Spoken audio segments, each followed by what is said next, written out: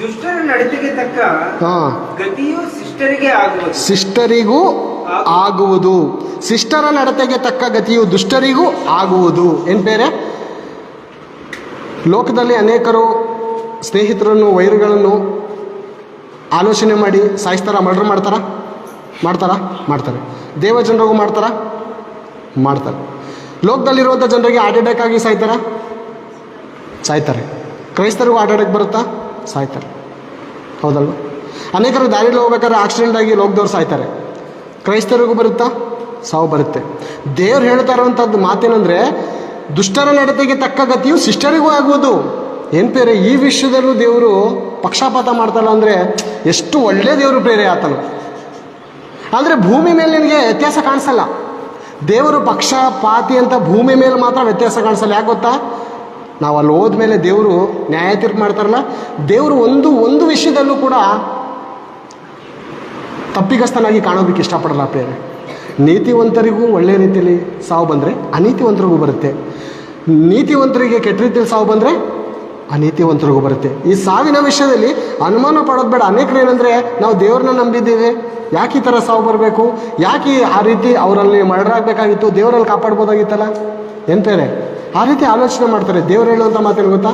ದುಷ್ಟರ ನಡತೆಗೆ ಗತಿ ಶಿಷ್ಟರಿಗೂ ಆಗೋದು. ಸರಿ ಸಮಾನವಾದ ಸಾವಲ್ಲಿ ಬದಲಾವಣೆ ಇಲ್ಲ ಬೇರೆ. ಓದೋಣ ಮತ್ತೊಂದು ಸಾರಿ.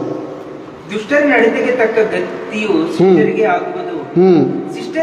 ಶಿಷ್ಟರ ನಡತೆಗೆ ತಕ್ಕ ಗತಿಯು ದುಷ್ಟರಿಗೂ ಆಗುವುದು. ಏನು ಬೇರೆ? ಸಾವು ಯಾವ ಸಮಯದಲ್ಲಿ ಯಾವ ರೀತಿ ಬೇಕಾದರೂ ಬರ್ಬೋದು. ಆದರೆ ದೇವರು ಹೇಳುವಂಥ ಮಾತೇನು ಗೊತ್ತಾ?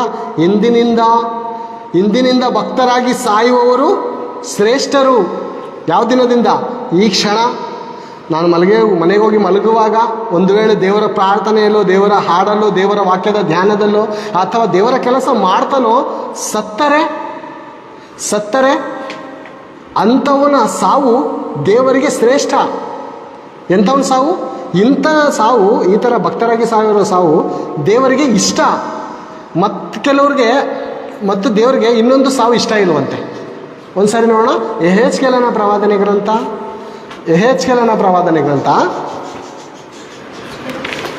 18ನೇ ಅಧ್ಯಾಯ 23 ಇರ್ಬೋದು. ನೋಡೋಣ ಒಂದು ಸಾರಿ.